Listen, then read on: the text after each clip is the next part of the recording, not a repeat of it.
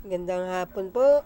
Yan po, naghihimay si Dada ng malunggay. O sabihin mo, ani mo yan, malunggay? Himay, himay. Ani mo malunggay? Ano mo daw yan? Ani mo, sagot. Hoy, Lalagay dito.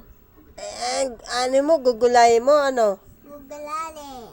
Gugulayin. At, Gugulayin. tapos ano?